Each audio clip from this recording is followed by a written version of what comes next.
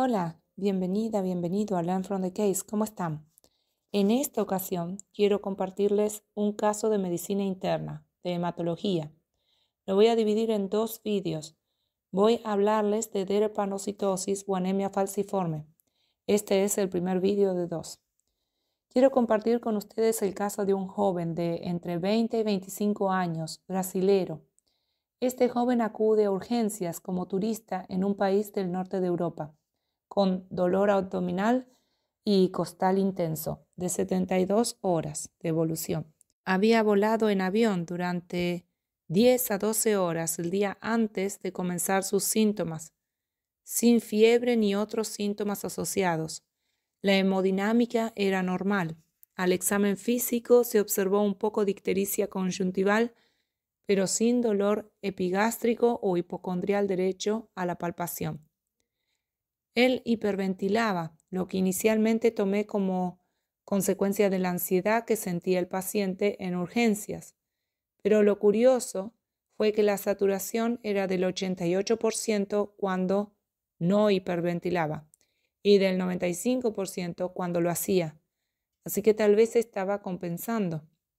También había un dímero D que alguien tomó con los análisis de sangre de admisión y estaba justo por encima de la referencia. La guardia primaria me llamó para evaluar si el paciente tenía que realizarse una tomografía espiral para descartar tromboembolismo pulmonar o no. Bajé urgencias y apenas llegaban los resultados de los análisis de sangre. Se detectaron marcadores hemolíticos, hiperbilirrubinemia indirecta, LDH elevada y reticulocitosis. Anemia normocítica con hemoglobina de 6,9 gramos por decilitro y leucocitosis leve con neutrofilia. El paciente hablaba un inglés pobre, pero nos comunicamos en portugués. Y le pregunté si le habían diagnosticado alguna anemia crónica y me confirmó que tenía anemia falciforme. Entonces pensamos en una crisis vaso-oclusiva y un síndrome torácico agudo. La embolia pulmonar también fue un diagnóstico diferencial. También supimos que el paciente era fumador desde los 15 años. En la radiografía de tórax no se observaron alteraciones pleuraparenquimatosas. El electrocardiograma y la ecografía abdominal fueron normales. Se realizaron pruebas nasofaringeas para virus respiratorios que resultaron negativas. Ante la sospecha de crisis vaso-oclusiva y anemia severa, se le transfundió concentrado de glóbulos rojos y se inició terapia de reposición de líquidos, además de morfina intravenosa y oxigenoterapia con cánulas nasales. La radiografía de tórax no mostró alteraciones pleuroparenquimatosas al inicio, pero he visto que pacientes con la misma condición no presentan cambios al principio, pero sí de 1 a 3 días después.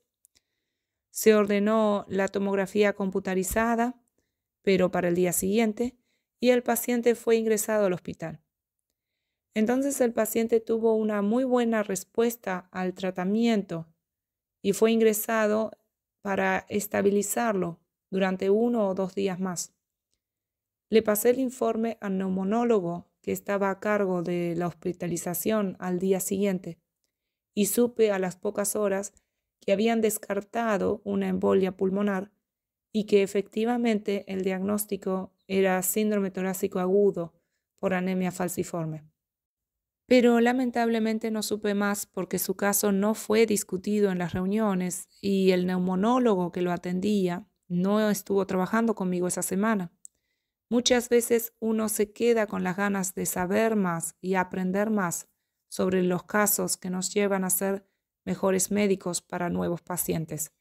Pero las leyes de secreto nos impiden dar seguimiento si ya no estamos involucrados en el tratamiento del paciente. Pero bueno, hay que entender que hay que respetar la privacidad. Aunque por otro lado aceptamos vigilancia constante a través de cámaras y micrófonos en las calles, además de vigilancia a través de teléfonos móviles. ¿Qué podemos hacer? Pero si fuera por mí, elijo la privacidad. Lo que me molesta es la hipocresía y la ambigüedad. Pero bueno, lo dejamos ahí.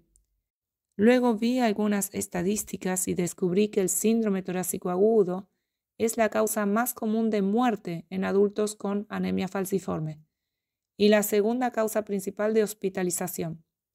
Y los pacientes diagnosticados con síndrome torácico agudo tienen un mayor riesgo de recurrencia.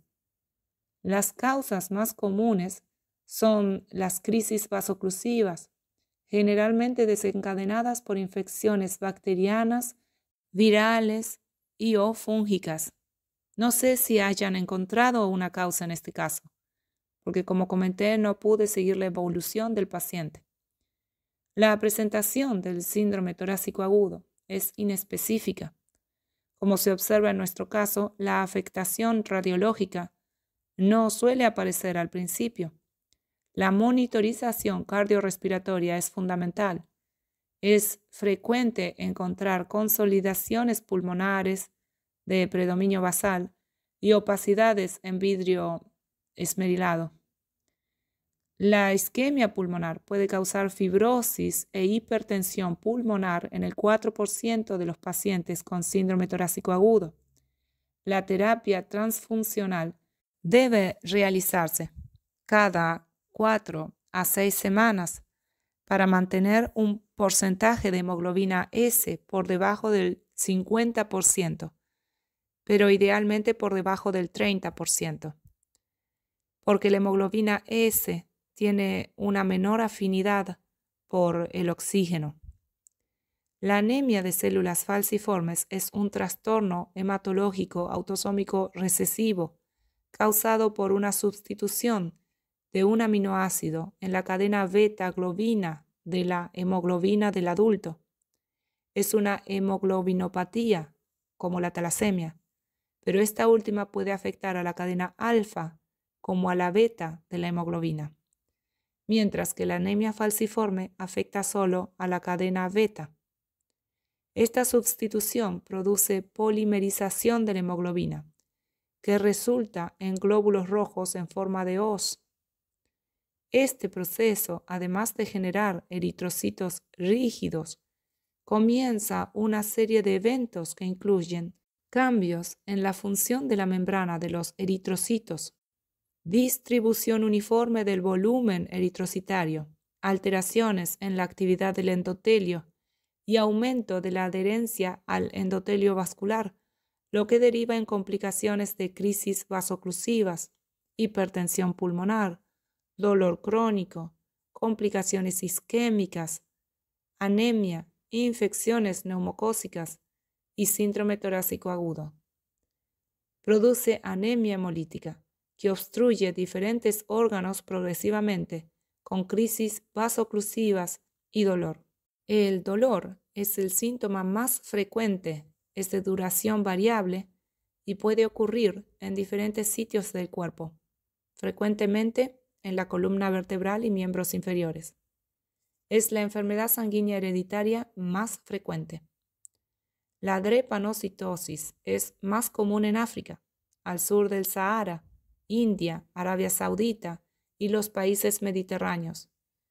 Pero obviamente también se encuentra en países que han tenido flujos de población desde estas regiones, por ejemplo Brasil, Estados Unidos y otros. Se calcula que un 20 a 40% de los habitantes de África tropical y un 5 a 10% de los habitantes de América del Norte y del Sur son portadores de la mutación.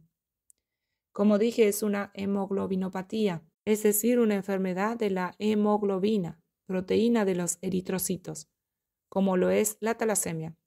Pero la talasemia puede afectar a la cadena alfa como a la beta de la hemoglobina, mientras que la anemia falciforme afecta solo a la cadena beta. Para ser más específica respecto a la etiología, voy a decir que la sustitución del ácido glutámico por valina en posición 6 de la cadena beta de la globina, consecuencia de una mutación de su gen en el cromosoma 11, provoca la formación del tetrámero alfa 2 beta S2, ligeramente soluble en estado reducido. En los portadores homocigotos de esta mutación, la hemoglobina S constituye el 80% de la hemoglobina y la hemoglobina F el 20% restante. Los homocigotos son aquellos que tienen las mismas versiones, alelos, heredadas de un marcador genómico de cada progenitor biológico. Así, un individuo homocigoto tiene dos versiones idénticas de este marcador y más carga genética de la enfermedad. Por el contrario, un individuo que es heterocigoto para un marcador tiene dos versiones diferentes de ese marcador y tiene menos carga genética de la enfermedad. Por eso los portadores heterocigotos son asintomáticos y muestran una mayor inmunidad al parásito de la malaria, al igual que los enfermos de glucosa 6-fosfato deshidrogenasa. Profilaxis contra la malaria. Los portadores y las personas con drepanocitosis pueden sufrir una infección de malaria, como cualquier otra persona, pero ellos tienen peor pronóstico. Lo mismo pasa con las personas con deficiencia de glucosa 6-fosfato dehidrogenasa, que también se da en la misma población étnica. Se puede considerar la posibilidad de realizar pruebas antes de viajar a áreas endémicas de malaria. Existen muchos tipos diferentes de hemoglobina. Los más comunes son la hemoglobina A, la hemoglobina A2, la hemoglobina E, la hemoglobina F, la hemoglobina S, la hemoglobina C, hemoglobina H y hemoglobina M. Los adultos sanos tienen niveles significativos de hemoglobina A y hemoglobina A2. Algunas personas también pueden tener pequeñas cantidades de hemoglobina F, fetal. Este es el tipo de hemoglobina principal en el cuerpo de un recién nacido. Asimismo, ciertas enfermedades están asociadas con niveles altos de hemoglobina F. Cuando la hemoglobina F corresponde a más del 2% de la hemoglobina total, se considera nivel alto. La hemoglobina S es una forma anormal de hemoglobina asociada a la anemia falciforme, que lleva a que los glóbulos rojos tengan tendencia a tener una forma de luna creciente o falciforme. Estas células se descomponen fácilmente o pueden obstruir pequeños vasos sanguíneos. La hemoglobina C es una forma anormal de hemoglobina asociada con una destrucción excesiva de glóbulos rojos y anemia hemolítica, pero los síntomas son mucho más leves que los de la anemia falciforme. La polimerización de la hemoglobina S reducida modifica la forma de los eritrocitos, altera su capacidad de formación, lo cual es la clave del problema, y aumenta su adhesión al endotelio, lo que favorece la formación de coágulos y émbolos en la microcirculación, las arterias y las venas, y produce dolores recurrentes, infartos y disfunciones multiorgánicas. Los monocitos y macrófagos destruyen de forma intensiva los eritrocitos anómalos, lo cual produce una anemia hemolítica. Y con esto último me despido hoy. Son como siempre bienvenidos a dejarme sus comentarios o preguntas. Gracias por la atención y que estén muy bien.